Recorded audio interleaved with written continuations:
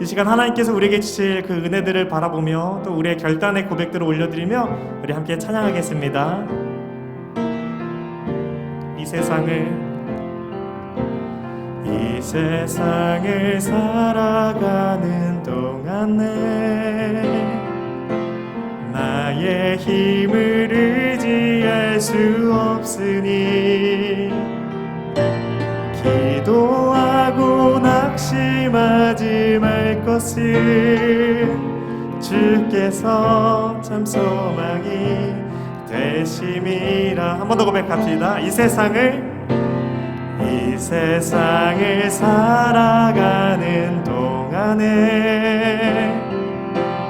나의 힘을 의지할 수 없으니 기도하고 낙심하지 말 것을 주께서 참 소망이 되심이라. 하나님의 꿈이 나의 비전이 되고 예수님의 성품이 나의 인격이 되고 성령님의 권능이 나의 능력이 되길 원하고 바라고 기도합니다. 2절입니다. 주의 길을 걸어가는 동안에 세상의 것 의지할 수 없으니 감사하고 낙심하지 말 것은 주께서 참 기쁨이 되심이라. 하나님의 꿈이 나의 비전이 되고 예수님의 성품이 나의 인격이 되고 성령님의 권능이 나의 능력이 되길 원하고 바라고. 우리 이 시간 후렴 한 번 더 고백합시다. 하나님의 꿈이 나의 비전이 되고 예수님의 성품이 나의 인격이 되고 성령님의 권능이 나의 능력이 되길 원하고 바라고 기도합니다. 우리 함께 기도했으면 좋겠습니다. 함께 기도하실 때 우리 목자 훈련으로 우리를 초대하신 그 하나님께 감사의 기도를 했으면 좋겠습니다. 또 우리가 결단하며 나아갈 때 하나님 부족하지만 연약하지만 우리를 사용하셔서 하나님이 원하시는 공동체가 하나님이 원하시는 그 에클레시아가 우리의 목장 가운데 이루어지도록 우리 교회 가운데 이루어지도록 우리를 크게 사용하여 달라고 우리 주님의 이름 한 번 부르짖고 간절하게 기도하며 나아가겠습니다. 주여 사랑하는 하나님 감사합니다. 아버지 우리 너무나 귀한 목사님들 이곳에 불러주시고 하나님의 몸된 교회를 같이 섬기게 하시니 참으로 감사합니다. 하나님 한 사람 한 사람의 섬김을 통해 주님이 원하시는 그런 공동체가 각 목장 가운데 세워지게 하시고 이 목장 훈련을 통해 우리가 말씀 위에 든든히 세워져가는 은혜의 시간 될 수 있도록 붙잡아 주시옵소서. 우리 목사님께서 목장 훈련을 인도하실 때 성령으로 충만케 하시고 우리 사랑하는 목사님을 통해 하나님 우리의 영적인 공급을 받을 수 있는 귀한 또한 은혜의 시간 될 수 있도록 주 하나님 역사하여 주시옵소서. 하나님 아버지 감사합니다. 이 시간도 우리를 이 자리에 불러 모아주시고 아버지의 은혜를 바라보며 소망하게 하시며 감사합니다. 어떤 환경에도 어떤 상황에도 우리와 동행하시는 하나님, 우리를 붙들어 주시는 하나님 정말 주의 뜻을 알고 우리를 향한 주의 마음을 알고 살아가는 주의 자녀들 되게 하여 주시옵소서. 그리하여 하나님 우리 성도들의 삶 가운데 나 홀로라고 느껴지는 인생이 있다면, 힘들고 외로운데 괴로운데 도와줄 이가 없다라고 느끼는 주의 자녀들 있다라면 하나님 우리가 그들에게 찾아가 주의 말씀으로 위로하고 권면하고 우리 하나님께서 우리와 함께 하심을 믿음의 눈으로 바라볼 수 있도록 하나님 믿음의 동역자들 될 수 있도록 역사하여 주시옵소서.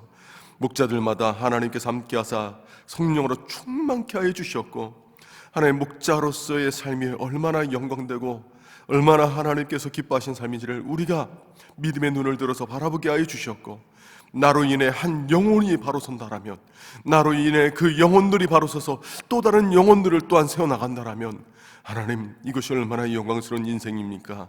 얼마나 복된 인생입니까? 하나님, 우리가 그런 하나님의 뜻을 바라보고 나갈 수 있는 목자들 되게 하시었고, 교구들마다 힘있게 일어날 수 있도록 역사하여 주시옵소서. 모든 것을 주께 택하오며 거룩하신 우리 주 예수 그리스도 이름으로 기도합나이다. 아멘. 어때, 잘 지내셨어요? 예, 한 달 동안은 우리 교구별로 모였었죠, 그렇죠? 예, 그렇게 한 이유가 뭐냐면, 저는 이제 우리 목자님들과 함께하는 시간이 참 좋은데, 교구가 재편성되다 보니까 지금 코로나 상황 속에서 목자님들과의 긴밀한 그 만남이 교구 목사님들과 있어야 되잖아요, 그렇죠? 그러니까 초기에 라포 형성이 돼야 되는데, 이게 제가 이제 딱 자리 차지하고 있으면 교구가 새로 바뀌었는데 교구 목사님이 우리 교구 목자들을 잘 모르고 뭐 그럴 수 있잖아요. 그래서 제가 한 달 동안은, 한 달이 조금 안 됐죠. 예, 우리 교구별로 모이도록 하고 제가 이제 이렇게 예전처럼 같이 이렇게 목자 훈련을 진행하려고 했습니다. 자, 우리 게더타운으로도 모였는데 우리 게더타운의 목자님들 잘 지내셨나요? 예, 감사합니다. 아침에 일어나셔서 조금 바쁘셨죠? 예, 영상을 안 보여주신 것은 제가 화장을 안 한 걸로 이해를. 근데 이게 딱 이렇게 앞에 블라인드 처리 딱 해놓고 있으면 좀 아쉬워요. 다음에는 예, 좀 이렇게 얼굴도 보여주시고 그러면은 제가 더 좋을 것 같아요. 반갑고, 예, 서로가 서로 얼굴 보고 그러면 더 좋을 것 같습니다. 어유, 감사합니다. 예, 요새 코로나가 참 유행이에요, 그렇죠? 그러니까 제가 우스갯소리로 그런 얘기해요. 참 저는 유행에 민감해서 유행은 앞서가야 된다고 생각하거든요. 그래서 먼저 걸려 보니까 예, 이게 참 쉽게 넘어가는 분도 계신데 어렵게 넘어가는 분도 계시더라라는 걸 느꼈어요. 예, 저도 이제 막상 코로나 때는 생각보다 좀 약하네, 약간 목감기 수준이네, 뭐 그 정도였거든요. 그리고 원래 좀 약간 아픈 거에 조금 둔감한 게 있습니다. 그래서 열이 막 38.5도, 39도 올라가도, 저는 이번에는 39도까지 안 올라갔지만, 그러면 이렇게 재봐야 좀 뭔가 좀 컨디션이 안 좋다, 좀 이상하다. 그러면 제 아내가 제보고 알려주거든요. 예, 그 전까지는 제가 별로 그동안 항상 그런 거 있으면 참는 습관이 돼 있어가지고, 저희 어머니가 저 어렸을 때부터 웬만하면 병원에 안 데려가셨어요. 웬만하면 약 안 먹이셨고, 예, 뭐 여러 가지 이유가 있었던 것 같아요. 근데 그게 이제 습관이 돼서 그런지 웬만하면 이제 병원 안 가고 뭐 그렇게 버텼던 것 같아요. 근데 제 아내는 이게 이제 그런 제가 너무 이제 이게 좀 이렇게 곰탱이처럼 보이는 거죠. 그래서 옆에서 자꾸 재주고 막 그러는데, 예, 이게 대신 이제 끝나고 나니까 이게 목이 간질간질 해가지고 자꾸 기침이 나요. 이게 한 2, 3주 간다 하더라고요. 그래서 자꾸 이제 기침하는 거 보시고 아직까지 저 몸속에 바이러스가 있나? 라고 생각하지 마시고, 의사가 그런 얘기 하더라고요. 이게 손에 칼이 싹 베어도 이게 당장 상처가 났을 때 아프지만 또 나중에 아무는 과정에서 간질간질 하잖아요. 뭐 살짝 스치기만 해도 따갑기도 하고, 이게 이제 낫는 과정이 그렇다 하더라고요. 그래서 한 몇 주 동안 이게 이제 기침할 수 있는데 저도 불편한데 우리 성도님들 얼마나 불편하실까 하는 생각이 들어요. 양해해 주셨으면 좋겠고, 코로나 확진 걸리신 분들 저희가 기도하고 있습니다. 기도하고 있고, 쉽게 넘어가는 분도 있고 어렵게 넘어가는 분도 계시는데, 하여튼 이 시간 지나가니까 잘 넘기셨으면 좋겠고, 워낙 요즘에 폭증이다 보니까 교회에서 그런 것도 광고를 해야 되나, 코로나 걸렸을 때 유용한 팁들 이런 거. 저 같은 경우는 이제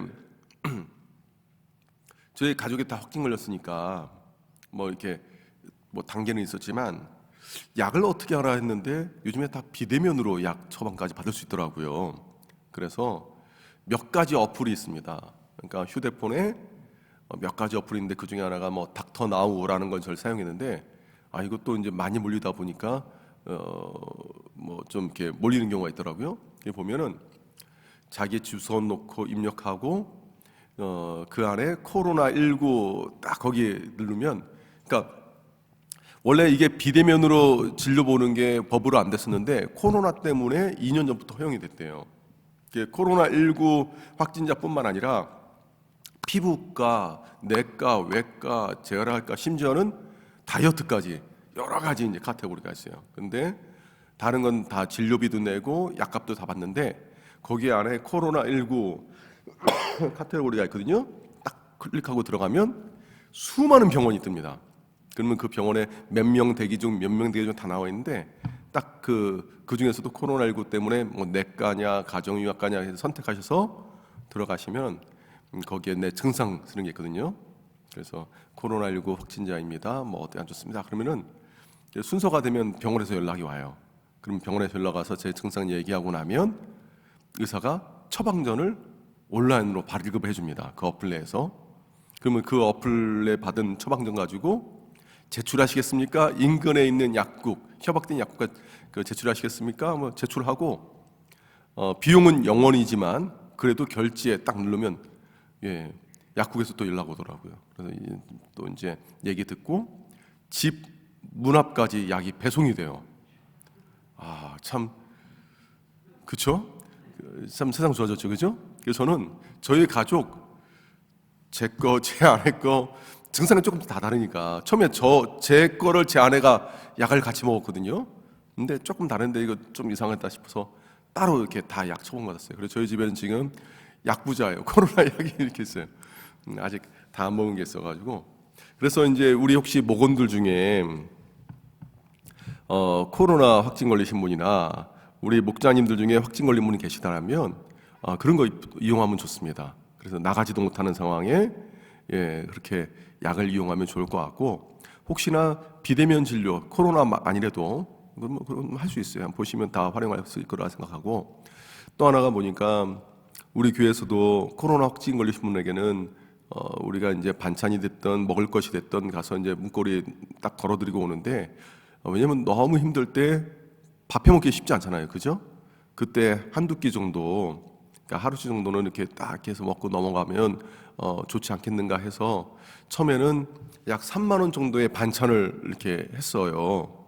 근데 요즘에 확진자들이 확 늘어나면서 재정적 부담이 확 되는 거예요. 그래서 가격을 조금 내렸는데 그래도 이렇게 저희가 해드리고 있습니다. 만약에 주변에 우리 교회 성도들 중에서, 우리 교회 성도가 아니라면 안 되고요, 성도들 중에서 본인이 코로나 확진 걸리셨으면 얘기해 주십시오. 저희 교구 목사님들이 찾아가서 문고리에다가 음식을 좀 걸어놓고, 그리고 문 앞에서라도 이제 기도하고, 또 성도들 위해서 기도하니까 하셨으면 좋겠고, 또 교회에서 하지만 서로가 좀 어려움이 있을 때, 이럴 때 이제 반찬이라도 해주시면 참 서로가 힘이 되고, 이때 교회의 사랑을 확 느낄 것 같아요. 누구나 다 힘들 때 도움받은 거에 대해서 고마움을 느끼잖아요. 그래서 우리 목자님들 잘 챙겨주시고 계시는데 그렇게 한번 하면 좋을 것 같습니다. 그리고 또 내가 또 이렇게 힘들면 또 베푼 거 또 이렇게 돌아오기도 하잖아요, 그죠? 그러니까 이게 교회의 사랑이고 또 믿는 자들의 연합된 모습이라고 생각하기 때문에 그렇게 했으면 좋겠고요. 제가 요새 자꾸 이제 교회 시리즈에 대한 주제를 가지고 말씀을 전하는데, 교회 시리즈 뭐 이렇게 일반적으로 그냥 설교하는 대로 하면 이렇게까지 준비 안 하는데, 저 같은 경우는 지금 좀 더 제대로 하고 싶다 해서 초대 교회가 어떤가 살펴보다 보니까 책을 여러 권을, 이제 배경사가 됐든 간에 여러 권을 읽어야 돼요. 그래야 이제 그 당시에 생활상이 보이게 되고 그들의 입장에서 교회가 어떤 의미였는지, 왜 교회들마다 이런 문제가 있었고 사도 바울은 왜 교회들마다 다른 처방전을 내렸는지. 예를 들면 이런 거 우리가 사도 바울이 나중에도 이제 설교 시간에 말씀을 드릴 수도 있겠지만 텐트 메이커였잖아요, 그죠? 그러면 모든 교회에서 사례비를 안 받았을까요? 성교비 안 받았을까요? 아니에요, 받았어요. 근데 고린도 교회에서는 안 받았어요. 왜 그랬을까?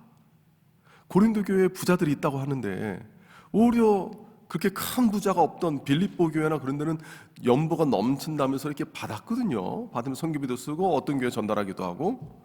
왜 그런 일이 있었을까? 그러니까 성경 말씀에는 게 안 나오니까 그 당시에 문화, 배경 해서 학자들이 연구해가지고 막 해야 나오는 거 아닙니까?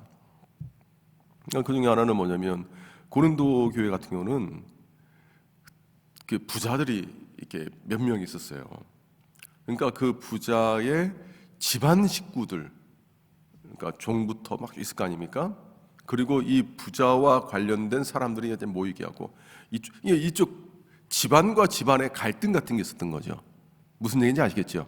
지금은 예를 들면 뭐 서민층, 중산층, 뭐 이렇게 잘 사는 층에서 막 노조도 있고 막 그러는데 그런 때는 그런 시대가 아니고 집안과 집안과의 싸움이었어요. 갈등이 있으면. 근데 이제 이렇게 있다 보니까 그 안에 분란이고 다툼이 있는데 이쪽 유력한 집안에서 예배를 드리기도 하고 뭐 하는데 그러다 보니까 이분들은요 갈등 관계 속에서 다툼도 있었고 또 하나가 뭐냐면 교회 내 헌금을 그렇게 막 거둘 만한 이유가 없었어요. 왜냐면 이번 주에 우리 집에서 모입니다. 그러면 예배 장소를 마련할 수 있는 재정이 별로 필요 없잖아요. 그리고 왔으니까 뭐 먹을 거는 자기들끼리 하고. 근데 예를 들면 빌립보 교회 같은 경우는 그런 부자들이 없었어요. 그러니까 우리로 따지면 그 당시의 중산층과 지금의 중산층의 개념은 너무나 다른데 그 당시로 따지면 중산층이 많았거든요. 근데 그 당시의 사람들의 그 가옥의 구조는 누구를 초대해서 예배 드릴 수 있을 만한 가옥의 구조가 아니었어요. 그러다 보니까 제3의 장소를 구해야 되다 보니까 헌금을 했다고 서로가. 그러면 헌금을 맡아서 관리해야 할 또 직분자가 교회 안에 필요하지 않았습니까? 그러니까 고린도 교회는 그런 직분자가 없었는데 빌립보 교회는 그런 직분자가 있었거든요. 그러니까 공동의 헌금에서 사도 바울에게 사례비를 드리고 성경금하는 건 사도 바울이 받았어요. 근데 고린도 교회는 끝까지 안 받았어요. 미안합니다. 그리고 심지어는 헌금도 얼마 안 했고. 왜냐하면은 고린도 교회에서 헌금 받으면 유력한 어느 집안의 누구한테 받는 거예요. 그러면 사도 바울이 교회를 온전히 세워가는데 정말 리더십을 제대로 가지고 갈등 상황에서 갈등을 제대로 마무리한다거나 아니면은 전체 리더십에 그 가지고 복음답게 선포해야 되는데 그 당시의 문화서는 그런 이미지가 아니겠죠. 어느 가문에 사사로이 고용된 예를 들면 뭐 교사 뭐 이 정도밖에 안 된다고요. 무슨 얘기인지 이해가 되십니까? 그러니까 사도 바울은 그래서 고린도 교회에서는 헌금을 안 받았어요. 그리고 텐트 메이커로서 계속해서 그걸 가지고 재정 충당을 했죠. 좀 어떤 분위기인지 좀 아시죠? 그러니까 교회들마다 상황을 이렇게 사도 바울이 좀 다르게 융통성 있게 했고 또 교회들마다 모임의 장소가 각각 다양했는데 지금으로 따진다면 어느 교회는 상가교회고 어느 교회는 학교에서 모이고 어느 교회에서는 우리처럼 이렇게 건물이 있고 뭐 다 있단 말이에요. 근데 그 모임에 따라서 교회의 분위기나 양식과 행동 패턴이 다 달라요. 그렇잖아요. 우리도 이건 제가 나중에 이제 설교 시간에 말을 하겠지만 가정도 보면 가정의 본질은 가족 구성원이잖아요. 그죠? 근데 가족 구성원인데 어떤 집에 사느냐에 따라서 가족 구성원의 행동이 달라져요. 예를 들면 집안 식구가 4명인데 방이 한 칸이다. 생활 패턴이 방 4칸인 집과 또 다르겠죠. 그죠? 화장실이 외부에 있다. 화장실이 내부에 있다. 화장실에 외부에 하나 있고 내부에 2개 있는 집 다 다를 거 아닙니까? 아침에 일어나서 세수할 때부터 해가지고 다 다를 거 아니에요. 그죠? 예. 그러니까 그 공간에 따라서 신앙생활하는 패턴이 다 달랐어요. 지금도 마찬가지예요. 학교에서 모이는 교회 같은 경우는 주중에 양육훈련 쉽지 않습니다. 새벽기도 애들이 등교하는데요. 학교에서 원할까요? 금요철이야? 애들 야간제하러 수업하는데 금요철에 할 수 있겠습니까? 왜 안 되는 거예요? 학교에서 모이는 거는. 그러니까 학교에서 모이는 교회들은 주일날만 모이던가 아니면 가정마다 돌아가면서 그러셔 소그룹으로 그렇게 하던가 아니면 기어코 교육관을 마련하잖아요. 보통. 그러니까 이게 다 다른 거예요. 상가주의 횡포 때문에 너무 힘들어요. 그리고 주변에 있는 상가. 그러니까 교회마다 다 다른 거예요. 그래서 초대교회도 이런 지역의 특성과 사람들의 재정적 특성에 따라서 모임의 모습이 달랐고 교회의 분위기가 달랐고 뭐 다 달랐던 거예요. 그러니까 우리가 하나 이거다 해서 이것만이다 이게 아니라는 거예요. 예. 중요한 거는 이 우리 교회가 어떻게 성장해 나가느냐, 거기에 다른 것이 어떻게 도움되느냐, 이건 지리와 문화에 따라서 교회들마다 알맞게 적용을 했다라는 겁니다. 좀 이해가 되시죠? 예. 그러니까 지금 상가교회는 불완전한 교회고 우리처럼 건물 있는 교회는 완전한 교회, 그건 아니에요. 대신 성도들의 신앙생활에 영향은 줄 수 있죠. 예. 자, 이거는 이제 제가 나중에 하게 되면 또 그 주제 가지고 또 다루게 되면 말씀을 드릴 테고,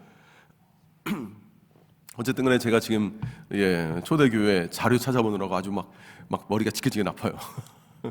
그 남들은 이제 책 한 권 가지고 막 설교 막 여러 권 만들 수 있다는데 저는 지금 반대로 가는 것 같아요. 막 책 열 몇 권 읽어서 설교 한 편 나오는 것 같아요.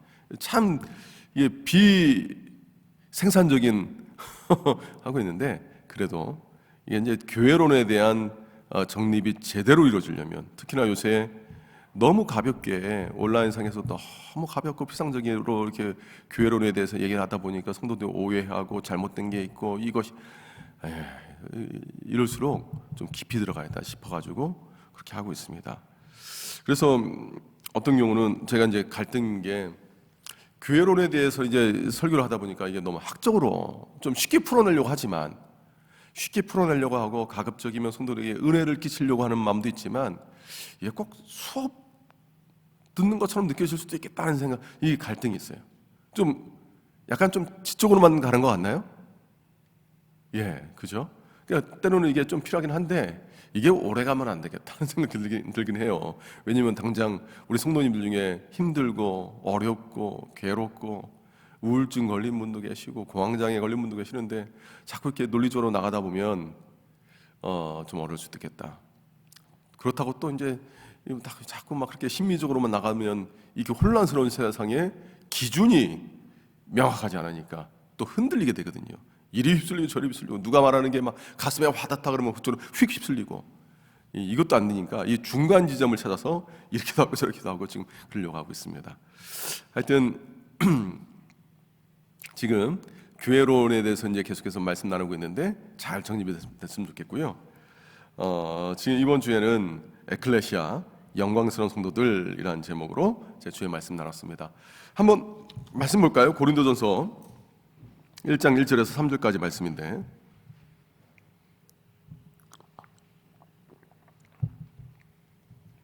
자, 우리 함께 읽도록 하겠습니다. 하나님의 뜻을 따라 그리스도 예수의 사도로 부르심을 받은 바울과 형제 소스데네는 고린도에 있는 거룩하여지고 성도라 부르심을 받은 자들과 또 각처에서 우리의 주 곧 그들과 우리의 주 대신 예수 그리스도의 이름을 부르는 모든 자들에게 하나님 우리 아버지와 주 예수 그리스도로부터 은혜와 평강이 있기를 원하노라. 아멘. 아멘. 자, 오늘 보면 이제 본문이고요. 찬양 이렇게 하셔도 되고, 처음부터 이 찬양이 너무 높으면 좋으신 하나님 그 찬양 해도 돼요. 짧게. 교회를 되기가 너무 높고 막 처음부터 너무 열정을 불타올 것 같으면 좋으신 하나님 이렇게 하고, 여는 질문. 목장 식구들과 함께 가보고 싶은 곳이 있다면 이야기해 보세요. 지금 봄이더라고요, 그죠? 이제 봄이 오는 것 같아요. 그래서 어디 가고 싶은지 한번 서로 이야기를 나눠보고 가볍게, 그리고 이제 기억해뒀다가 나중에 코로나 상황이 잠잠해지면 함께 우리 한번 모이자 해서 가는 것도 괜찮을 것 같습니다. 갈 수 있는 곳이면. 자, 이 정도 하고 나서 이제 기도를 하고 기도를 하고 말씀 나누면 해도 되고요. 처음부터 기도를 하고 찬양, 여는 질문, 말씀 나누면 이렇게 나가도 되고 상관없습니다. 사도 바울은 교회를 무엇이라고 설명하고 있죠?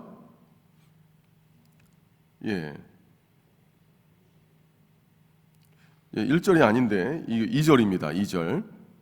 사도 바울은 교회를 무엇이 2절이에요. 1절 아니에요. 교회를 뭐라고 있습니까? 한번 2절 읽습니다. 자, 시작. 고린도에 있는 그 성도라 부르심 받은 자들과 또 각지에서 우리의 주 곧 그들과 우리의 주 대신 예수 그리스도의 이름을 부르는 모든 자들에게. 예. 이게 보면 교회를 뭐라고 하죠? 한마디로 말하면 성도라는 거예요. 성도. 근데 그 성도가 어떤 성도입니까? 예수 그리스도 안에서 그래서 거룩해진, 하나님께 부르심 받아서 거룩해진 이 바로 성도예요. 근데 그 성도의 특징이 뭐냐면 예수님은 나의 구주라고 고백하는 사람들이잖아요. 그렇죠? 이게 교회예요. 자, 그러니까 이 기준을 볼 때 일반적으로 우리 모이는 교회 안에 진짜 교회가 있고 교회인 사람이 있고 교회가 아닌 사람이 있을 수 있을까요? 없을까요? 있을 수 있죠. 함께 예배를 드리지만 아직 교회가 아닌 분들이 있어요. 이거는 조심스러워서 제가 설교 중에 말을 안 했어요. 내가 하나님께 부르심 받지 않았어. 예수 믿지 않아. 예수님 나의 구주라고 고백하지도 않고 그냥 참석한 분도 있잖아요. 그죠? 혹은 자신의 믿음을 착각하는 분도 있어요. 믿지도 않는데 믿는다고. 그렇기 때문에 교회에 나왔지만 성도가 아닌 분도 있어요. 만약에 그런 분들이 중직자라면 교회의 건강도는 크게 무너지죠. 그러니까 제가 우리 교회 장로님들은 반드시 제자 훈련, 그러니까 교회에서 정한 양육 훈련을 받아야 된다고 말하는 이유가 뭐냐면 제자 훈련 하잖아요. 그러면 1년간 훈련 받으면서 내가 말씀도 보고 거룩한 습관 하지만 담임 목사나 이렇게 입장에서 보면 저분이 진짜 성도인지 아닌지 말은 안 해도 딱 판가름이 돼요. 무슨 일인지 아시겠죠? 제자 훈련 받지만 저분은 아직 예수 믿는 사람이 아니야. 지적으로만 한번 다가오려고 하는 사람, 혹은 뭐 이게 자꾸 이제 코스 오게 되면은 우리 교회 얘기 아닙니다. 뭐 임직받기 위해서 온 사람 있을 수 있어요. 이전에 제가 섬겼던 교회는 교회 권사라든가 안수집사라든가 장로가 되려면 제자 훈련, 사역 훈련 받는 건 기본이고 거기 뭐 전도도 해야 되고 그런 게 있거든요. 근데 거기서 1차 걸러내는 거예요. 예수님 제대로 믿지도 않는데 내가 이 교회에 직함을 따야 내가 어디 가서 사업을 하는데 좀 내밀 수 있다, 명함이라도. 뭐 그런 분들이 있었어요. 제자 훈련하면 그게 다 걸러져요. 1년 동안 하면서. 근데 그분 앞에 내세는 안 하지만 그분이 어떻게든 제자 훈련하면서 제가 그분을 어떻게든 예수 믿게 하려고 정말 제대로 믿게 하려고 최선을 다해서 노력하죠. 그러나 중직자는 안 되는 거예요. 왜냐하면 예수 믿지 않는 분들이 자꾸 이렇게 들어가거나 믿음이 좀 이상하게 들어간 분, 혹은 제대로 된 성경적 가치관이 없는 분이 자꾸 중직자 되면 교회는 산으로 가지 않습니까? 제가 그래서 우리 교회 와서 제자훈련 자꾸 하는 거예요. 그러니까 중직자를 잘 뽑기 위해서 제자훈련, 뭐 이게 주 목적은 아니고 1차적인 목적은 정말로 예수 잘 믿는 성도들이 자꾸 이제 세워지는 거, 그리고 아름다운 이 안에서의 그 멤버십을 경험하는 거. 그리고 제가 정말 제자 훈련하게 되면 이게 인간인지라 일주일에 한 번씩 계속 만나면 더 이렇게 잘 알 수밖에 없잖아요. 그렇죠? 그러니까 생각해보세요. 일주일에 매주마다 만나는 분하고 그렇지 않는 분하고 이렇게 아는 그 깊이는 좀 다를 수밖에 없어요. 그렇다고 제가 차별을 하거나 누구는 더 좋아하고 누구는 덜 좋아하고 그건 아닙니다. 이거는 오해 안 하셨으면 좋겠는데 좀 더 알 수 있는 그거는 돼요. 근데 어쨌든 간에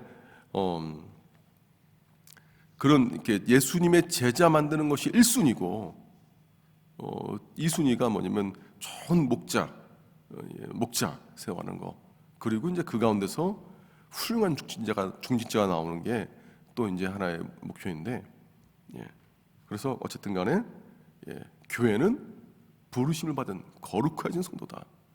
이 교회를 더욱더 튼튼하게 하기 위해서는 어쨌든 간에 성도들이 더욱더 예수님을 나의 구주로 고백하는 그 믿음이 삶에서 본을 보여야 된다.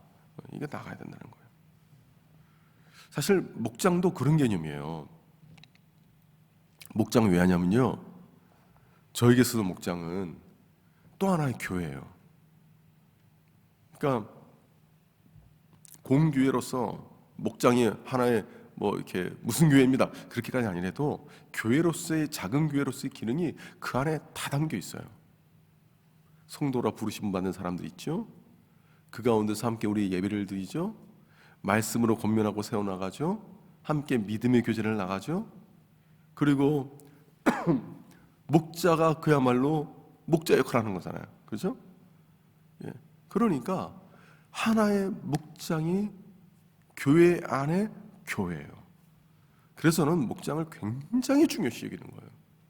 교회가 건강하려면 소급으로서의 목장이 잘 서야 교회가 건강하게 되고, 그리고 그 성도들이 교회됨을 제대로 느끼게 돼요. 왜냐하면 생각해 보세요. 소그룹이 죽어 있는데 우리가 대그룹에서 예배를 많이 드린다. 그래 대그룹에서 예배를 드리면서 은혜 받는다. 그것도 오케이. 하지만 진짜 교회를 경험할 기회가 없는 거예요. 성도들과 친밀함, 사랑, 베풀고 나누고 봉사하고, 그게 어디서 먼저부터 시작되냐면 목장 안에서 이루어지기 시작하는 거예요. 그래서 어떤 목자님은 그 목원들 영혼들 바로 세우려고 같이 막 양육 훈련도 하게 한다거나 내가 1대1도 하게 한다거나, 아니면 막 교회 특별 새벽기도 있으면 어떤 목장님은 자기 차를 가지고 막 목원들 싣고 나와가지고 특별 새벽기도에 앉혀가지고 같이 하고, 그 특별 새벽기도에 통해서 은혜 받는 거 서로 나누게 하고 스스로 자기네들끼리 이벤트도 만들고 막 그러더라고요. 그러니까 양치는 맛을 알게 되는 거예요. 양치는 아픔도 있고 양치는 치다가 상처받는 것도 있지만, 양치는 맛을 알고 내 헌신으로 인해서 천하보다도 귀한 영혼이 막 생겨나고 자라가는 걸 보면서 목자로서의 기쁨이, 주님의 기쁨이 그 안에 부어지니까 목자로의 기쁨이 막 나옵니다. 그래서 저는 우리 교회가 목장마다 알날이 잘 서기를 원해요. 자, 이게 바로 교회입니다. 그러면 교회 특징이 뭐냐? 에클레시아라고 했죠? 예. 에클레시아 교회의 뜻은 뭐라고 했죠? 여기 나와 있죠, 그죠? 질문에 부르심을 받은 자들의 모임 말하고 있습니다.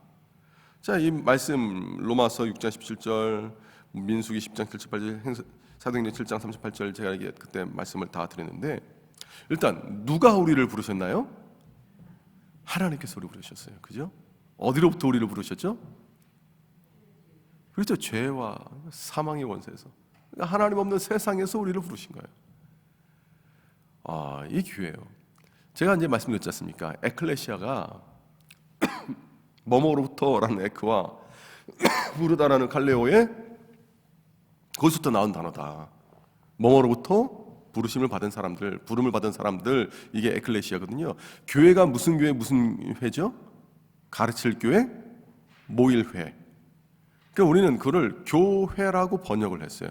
에클레시아를 영어에서는 처치라고 번역을 하고, 우리는 그 처치나 에클레시아를 교회라고 번역을 했어요. 근데 원 의미는 부르심을 받은 사람들이다. 하나님으로부터, 죄와 사망의 권세에서 세상으로부터 부르심 받았다. 이게 바로 우리라는 거예요. 그게 교회라는 거예요. 그런데 에클레시아가요, 그 사람들, 개개인의 사람들이 아니라 전체, 회중 전체, 그 모임 전체가 바로 에클레시아거든요. 무슨 얘기인지 아시겠죠? 예를 들면 목자로 부르심 받은 분들, 여기 모였을 때만 목자가 아니라 흩어졌을 때도 목자잖아요, 그렇죠? 우리 온라인상에도 목자님들 계시고, 이 전체 목자 교육 혹은 목자 모임, 이거는 바로 이 전체 삶에서도 포함되고, 이 전체가 다 목자잖아요, 그죠?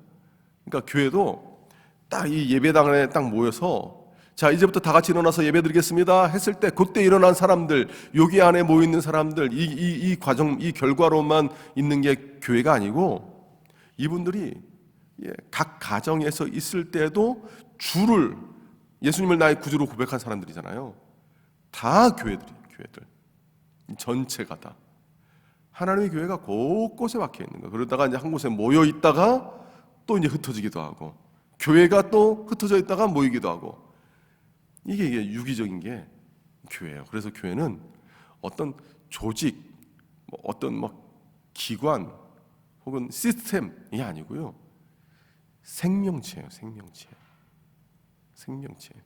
하나하나의 세포들이 막 활동을 하고 모여서 하나의 몸을 이루는 것처럼 우리 각자 생명체로서 다 교회로서의 삶을 살아가고 있는 거죠. 그러니까 그런 얘기가 허황된 말은 아니에요. 그 주일 예배는 주차장에서부터 시작된다라는 말도 있잖아요. 그죠? 그것도 허황된 말이 아니에요. 주차장 안에 우리가 거기 주차하고 다 나오면 거기 있는 분들도 뭐예요? 교회예요. 교회가 예배당 안으로 들어오는 거예요. 교회 다 교회예요. 그러면 우리는 예배 자리로 나오기까지 어떤 모습으로 나와야 됩니까? 어떤 모습으로 나온달까요? 그건 답이 없어요. 그러니까 꼭 이것만 정답이라는 거 아니에요. 어떤 분은 거룩한 모습이 있어야 된다. 구별된 모습이 있어야 된다. 뭐 하나님 사랑하는 모습이 있어야 된다. 다 괜찮아요. 일단 교회로서의 모습이 있어야 된다라는 것을 강조하시면 돼요.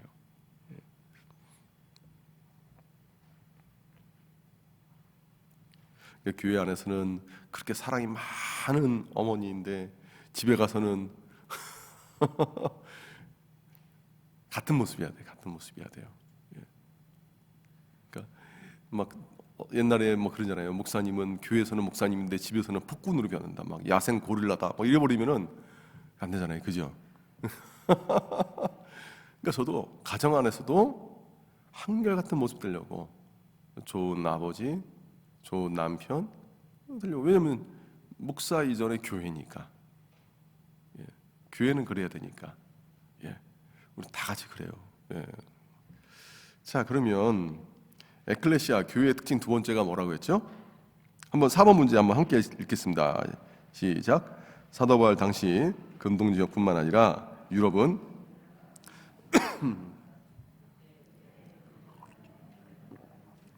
사람들에게 에클레시아는 어떤 의미였습니까? 성경에서 이 에클레시아를 성도들에게 사용했을 때 성도들이 느낄 수 있었던 마음은 무엇이었을까요? 그러니까 제가 이제 자료를 찾아보니까 그 사도 바울이 이 단어를 썼을 때 사도 바울이 처음으로 쓴 건 아니에요. 이전부터 쓰긴 했어요. 근데 물론 이후에 가면서 로마가 지배한 것이 또 오래가 되고 헬라 사상이 조금 더 이렇게 좀 옅어지고 이게 이제 로마 체계가 더 강해질 때는 후기에는 에클레시아는 뭐 막 이렇게 저렇게 많이 쓰였다 하더라고요. 그 영광스러운 단어는 아니었어요 그때는. 근데 사도 바울이 썼을 때 이 당시에 헬라 사상이 곳곳에 배어 있을 이 당시에는 에클레시아가 굉장히 그 영광스러운 모임이었다라고 합니다. 그래서 예전에 제가 말씀드렸잖아요. 그리스인들조차 그리스가 민주주의가 시작됐는데 사실 처음에 민주주의가요 우리가 생각한 것처럼 막 타고난 사람을 투표한다 그런 차원이 아니었어요. 초기 그리스는요. 타고난 사람 견제하느라고 민주주의가 잘못 오용이 되면서 출발이 됐습니다. 근데 어쨌든 간에 개인의 투표와 어떤 개인의 자율권이 좀 보장됐던 시대에 사람들이 개인의 자유보다 더 중요한 건 뭐냐면 에클레시아에 가입돼서 에클레시아로서 살아가는 거, 활동을 하는 거, 이것이 그 인간으로서의 영광된 삶을 산다라는 뜻이었습니다. 제가 예전에 철학을 공부했잖아요. 그러니까 그 고대 철학은 또 대부분 이제 그리스 철학이거든요. 뭐 플라톤, 아리스토텔레스, 소크라테스, 뭐 그때 다 진짜 인간됨의 삶이 뭐냐, 인간과 동물과의 차이점이 뭐냐, 인간으로서의 인간된 삶은 이게 사람들의 굉장히 그 중요한 가치관이었거든요. 뭐 여기서 형이상학이 나오고 형이상학 속에서 막 인간의 고결함 막 이랬었다고요. 그러다 보니까 거기서 잘못된 안 좋은 문화도 파생이 되고 했는데 중요한 건 뭐냐면 인간의 인간으로서의 삶을 잘 살기 위해서는 개인의 자유만을 누릴 것이 아니라 에클레시아로서의 삶을 살아가는 것이다. 굉장히 영광스러운 모임이었거든요. 근데 사도 바울이 지금 고린도 교회 성도들에게 당신 에클레시아입니다라고 말한 거예요. 제가 이전에 말씀드렸던 것처럼 고린도가 그리스의 중요 도시입니다. 중요 도시예요. 아테네 옆에 있었어요. 심지어는 이 도시가 얼마나 중요했냐면 네로가 이 도시까지 내려와서 여기가 어떤 지역이냐면 이쪽에 바다가 있고 이쪽에 바다가 있는데 이 중간에 산맥이 있는데 여기가 고린도예요. 그래서 만약에 이쪽에 수로만 딱 뚫어놓으면 배가 배로 이렇게 쭉 가잖아요. 안 그러면 한참 돌아야 됐거든요. 그러니까 사람들이 어떻게 하냐면 이쪽에 배를 대고 뭐가 아니면 산으로 배를 육로로 옮기는 일들도 했었어요. 무슨 말 이해가 되세요? 그래서 이곳에 이쪽 항구, 갱그레아 항구, 사도 바울이 서원을 한다고 막 머리 막 깎았던 곳 있잖아요. 거기하고 고린도하고 이렇게 항구가 붙어 있는데 거기 사이에 이제 그 고린도가 있는 거예요. 예. 굉장히 중요한 도시였거든요. 그리고 고린도가 고린도했다 이게 뭐냐면 그 성적으로 문란하고 막 그게 고린도가 고린도했다예요. 솔직히 말해서 고린도답다 이게 뭐냐면 고린도인답다 하면 굉장히 성적으로 타락하고 공정하고 헬라 철학에 물들어 있고 잡신을 섬기고 다양한 신들을 섬기고 돈은 많고 좀 거칠고 그러면서도 부유한 지역에 지금도 고린도 지역 보면 굉장히 아름답더라고요. 제가 한번 영상을 통해서 보니까 지금도 거기에 막 오렌지도 나고 막 그러는데 예. 그런 곳에 지금 사람들이 굉장히 영광스럽게 생각했던 게 뭐냐면 에클레시아. 근데 당신은 세상에서 말하는 에클레시아가 아니라 누구의 에클레시아라고 했어요? 사도 바울이요? 하나님의 에클레시아. 고린도에 있는 누구의 교회라고 했습니까? 하나님의 에클레시아. 이게 세상에서 당신은 세상 사람들과 다릅니다 라는 정체성을 확 쥐어주는 거예요. 그러니까 우리는 지금 그 당시언어로 굳이 번역하자면 잠실세네교회에 사는 국회들에게 이렇게 볼 수 있어요. 왜냐하면 에클레시아가 민회, 국민들이 모이는 국회, 지금이랑 국회 개념은 좀 다르긴 하지만 전체 막 수십만 명이 모이는 거니까. 근데 어쨌든 간에 그 안에서 이런 걸 결정하니 재정, 입법 뭐 이런 거 결정하니까 되게 중요하죠. 잠실에 있는 잠실본동에 있는 국회에게 뭐 이렇게 되게 영광스러운 국회다 뭐 이렇게 한다라면 느낌도 다르지 않겠습니까? 그래서 사도 바울이 당신들은 이 세상의 흐름대로 살아가는 사람이 아닙니다. 하나님의 원리대로 살아가는 하나님의 에클레시아입니다. 동시에 당신들의 에클레시아라는 건 뭐냐면 지금으로 따지면 대사관이에요. 대사관. 고린도에 있는 대사관. 제가 간혹 저기 가요. 거기 어디입니까? 팔각정 어디죠? 그 인왕산인 쪽에 팔각정이잖아요. 아시죠? 경복궁 뒤로 해가 쭉 올라가면 팔각정 있잖아요. 그 동네 이름을 까먹었는데 거기 근처에 대사관 그 관사들이 이렇게 많아요. 그 항상 경찰들이 지키고 있더라고요. 그럼 보면은 대사관 관사들이라든가 대사관 그 땅은 비록 우리나라 땅에 있지만 우리나라의 땅이 아니라 그 나라 땅이잖아요. 그죠? 그 나라의 통치를 받고 그 나라에 원래 들어가고 그러니까 고린도에 있는 하나님의 에클레시아 하면 우리 전체로 보면 하나님께서 보실 때 하나님 교회가 있어요. 그런데 그 지역에 하나님께서 파송하신 거예요. 세우신 거예요. 그래서 비록 그 교회 사이즈가 크던 작던 상관없이 하나님의 에클레시아라면 하나님 나라 전체를 대변하는 교회입니다. 그래서 지금 고린도 교회가 30명에서 50명 정도 모였을 것이라고 고고학자들은 추정을 해요. 막 고고학 발굴을 하고 막 하다 보니까. 근데 예루살렘 교회는 몇만 명이거든요. 몇만 명이에요. 그러니까 예루살렘 교회는 지금으로 따지면 초대형 교회고 고린도 교회는 좀 작은 교회죠. 근데 교회 무게는 동일해요. 예루살렘에 있는 교회냐 고린도에 하나님께서 세우신 교회냐. 그래서 우리가 교회를 바라보는 시점도 저긴 작은 교회네 해서 이렇게 무시할 게 아니라 여기도 하나님께서 이 교회를 세우셔서 하나님의 에클레시아로 하나님 나라를 대변하는 교회로 세웠다. 그러니까 하나님께서 교회의 건강성에 대해서 얼마나 관심을 많이 가지겠어요. 이 교회가 하나님 나라를 대변하는 교회로 내가 거기 세웠는데 이 교회가 하나님의 원리대로 살아가고 하나님 뜻대로 이루어진다라면 하나님 기쁨이 되고 그것이 맞는데 하나님 나라를 보여주는 곳이어야 되는데 세상의 원리가 꽉 차 있고 세상을 보여주는 교회가 되면 하나님께서는 그때는 그렇게 괴로우신 거예요. 그러니까 주님께서 에베소 교회에게 뭐라고 합니까? 너 회개하지 않으면 내가 촛대로 옮겨버리겠다 말씀하신 거 아니에요. 그러니까 주님께서는 교회가 건강하게 성장하는 걸 너무나 관심이 있었어요.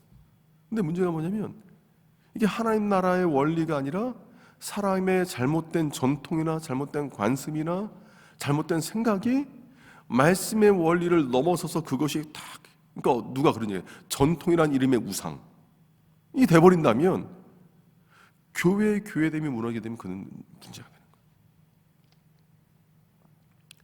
자, 4번은 제가 아까 말씀드렸어요. 영광스러움을 느꼈을 것이다. 동시에 제가 아까 그때 말씀을 드리지 않았지만 책임감도 많이 느꼈을 거예요. 영광과 동시에 책임감. 자, 5번 문제 한번 다 같이 읽겠습니다. 있습니다. 바울은 고린도에 있는 하나님의 교회 그리스도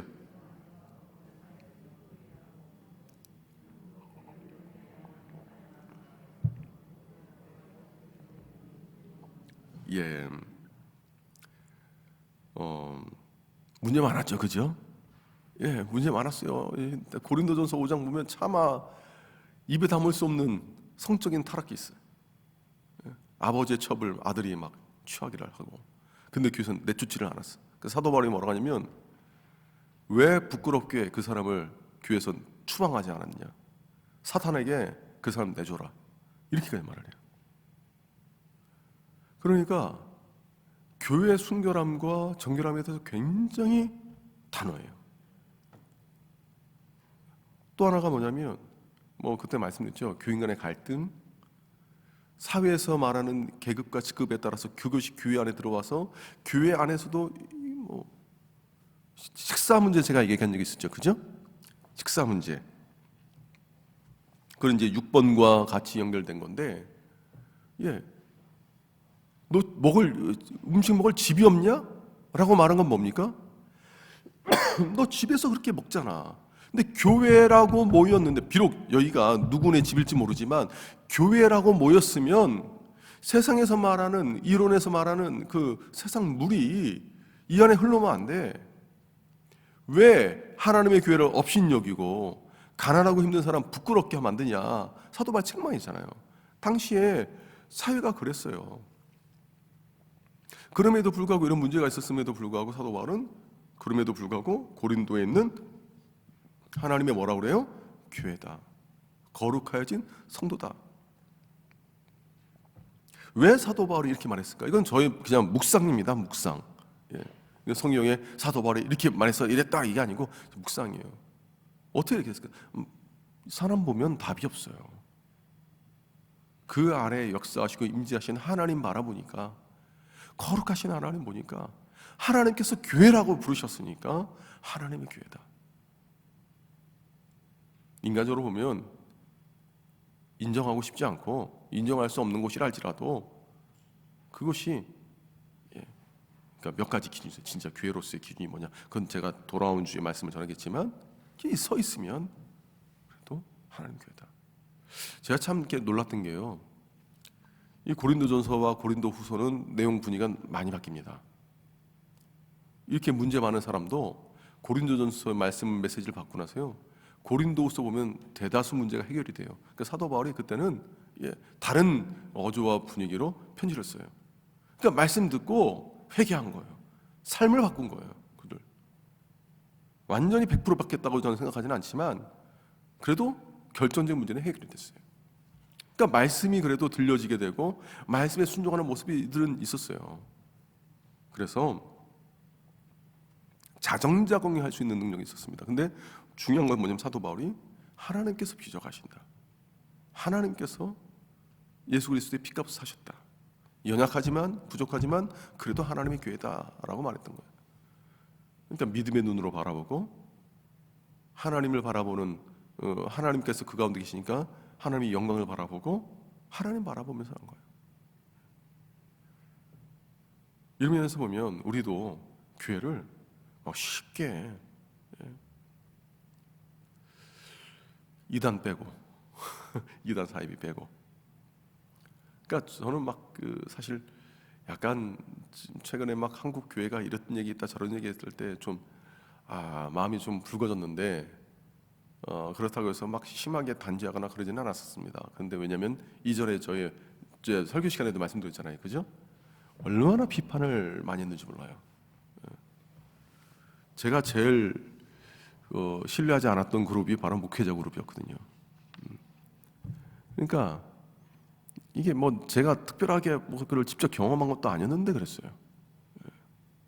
이게 이제 사회에서 말하는 그 분위기와 문화가 은연중에 제 안에 배워왔던 거예요. 저는 그래서 은근히 제 안에 뭐가 있었냐면 대형교회 목사는 다 문제가 있겠지, 재정에 문제가 있든 뭐가 있겠지 하면서 좀 이렇게 뭐라 하냐, 좀 안 좋은 눈빛으로 이렇게 봤는데 그렇지 않더라고요. 그래서 내가 틀렸구나. 이제 오히려 배우게 됐죠. 배우게 됐어요. 문제 있는 분도 계실지 모르지만 하나님 앞에서 바르게 목회하려고 몸부림치시면서 목회하신 분이 정말 많아요. 그러면서 저한테 하나님께서 좋은 모델들을 곳곳에서 보여주셨어요. 제가 정말 감사한 게 뭐냐면 저는 좋은 모델을 봤어요. 오륜교에서 봤고 수영록에서 봤고. 그래서 없지 않아 제가 자세히 묻지 않았지만 남성들 중에서도 하면 뭐 목사님들 하면 없지 않아 이렇게 뭐 약간 뭐가 있을 것이다, 캥기는 게 있을 것이다 이렇게 생각하는 분이 있을지 모르겠는데 저는 정말 닮고 싶다. 저렇게 목회할 수 있으면 정말 좋겠다. 평생 그런 분들만 만났어요. 이후에는 계속해서. 그러니까 하나님께서 저에게 닫혀있던 눈을 한쪽으로 치우쳤던 눈을 보여주신 거예요. 그러면서 이렇게 좀 분도 계시구나. 내가 그렇게 살아야 되는데 그런 거를 봤죠. 그래서 제가 이 말씀 보면서 사도 바울과 저의 과거의 모습은 너무 괴리가 멀었다. 그걸 많이 느꼈어요. 함부로 판단하지 말자. 성도님들 중에서도 만약에 교회를 그냥 입에 껌처럼 이렇게 입안에 넣고 씹는 분들이 있어요. 근데 근거를 대보면 어설프게 알고 그러는 경우도 많아요. 제대로 알지 못하고. 그런 경우는 하나님 앞에 죄를 짓는 거다. 그래서 차라리 기도하고 오히려 더 사랑으로 섬겨야 된다라는 제 메시지를 사실 주일날에 전한 겁니다. 자, 왜 바울은 이거는 제가 방금 전에 말씀드렸죠? 교회 안에 뭐가 있어서 그렇죠? 세상이 있어서 그런 거예요. 그죠? 제가 뭐라고 말씀드렸냐면 교회는 세상 속의 교회가 돼야 되지 교회 안에 세상이 있으면 안 된다고 말씀드렸어요. 이게 무슨 뜻이냐면 교회는 하나님 나라의 원리대로 이거 이루어지는 것이지 세상에 통용되는 가치관과 기준으로 교회가 운영되면 안 된다는 거예요. 자꾸 이제 보면은 세상의 기준으로 가지고 자꾸 교회로 막 밀고 들어오는 경우가 있는데 이걸 우리는 자꾸 방어를 해야 돼요. 앞으로 가면 갈수록 더 할 수도 있어요. 교회는 소위 말해서 손해 보더라도 이웃 사랑을 실천을 해야 돼요. 그죠? 손해 보더라도 때로는 교회는 사람들에게 독단적으로 듣는 얘기를 듣는다 할지라도 복음을 증거하면서 예수님밖에 없다라고 말을 해야 돼요. 사회에서 아무리 다 인정하자, 다 연합하자 한다 할지라도 예수님이 주이시고 하늘에 한 분 하나님밖에 없는데 이걸 어떻게 타용합니까? 세상의 물결이 교회 안으로 오는 걸 우리는 막아야 돼요. 세상에서 아무리 동성애가 뭐 여러 가지 뭐 하나다 해도 교회가 거기에 타입하면 안 되는 거예요. 제가 정말 통탄할 노릇이 모 신학교, 성경을 성경대로 믿지 않는 신학교, 예수님을 동성애자로 묘사를 하는 퍼포먼스를 벌여가지고 굉장히 불쾌해서 어떻게 저런 게 신학생이라고 할 수 있는가? 저 사람 예수 믿는 사람 맞나? 아니면 기독교 철학적으로만 무장한 사람인가? 받아들이면 안 되는 거예요. 성경에서 죄라면 죄인 거잖아요. 교회 안에서 말씀의 원리 들어야 된다. 그래서 사도 바울이 고린도 교회를 위해서 구한 것이 무엇입니까? 예수님으로부터 오는 은혜와 뭐를 구하는 거예요? 3절에 보면 평안. 사실 이 평안이 개인적인 평안이라기보다는요, 공동체 안에서 일어나는 평안입니다. 공동체 평화라고 번역하는 게 오히려 더 정확해요. 개인의 내가 잘 사니까 내가 뭐 기독교 이 평안이 아니고 공동체 안의 평화예요. 하나가 됨을 말하는 겁니다. 그래서 교회는요, 은혜와 평화가 넘쳐야 돼요. 평안이. 이 교회를 자꾸 갈라놓게 하고 나뉘게 하고 그런 사람들 얘기가 교회 안에 자꾸 퍼지면 안 돼요. 자, 8번 우리 다 같이 읽습니다. 우리가 일반적으로 생각하는 교회와 오늘 말씀을 통해서 알게 된 하나님의 교회 사이에는 어떤 차이가 있습니까? 교회됨을 위해서 내가 힘쓰고 노력해야 할 것은 무엇입니까?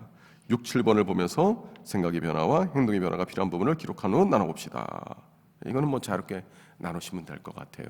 그래서 우리가 힘써야 될 거, 또 노력해야 될 거, 먼저 목장 안에서 이것을 함께 이뤄나갔으면 좋겠습니다. 자, 시간이 많이 지났거든요. 궁금한 거 있으면 개별적으로 물어보시면 되고 기도하고 마치도록 하겠습니다. 하나님 아버지 감사합니다. 우리가 교구를 개편하고 하나님 아버지 또한 목장 모임을 다시금 활성화하기 위해서 주의 용사들이 자녀들이 이 자리에 모였습니다. 하나님 목장마다 일어나게 하여 주시옵고 성령의 은혜와 능력 가운데 임하게 하여 주시옵소서. 감사드리오며 예수님의 이름으로 기도합니다. 아멘. 예, 감사합니다. 수고하셨습니다. 예.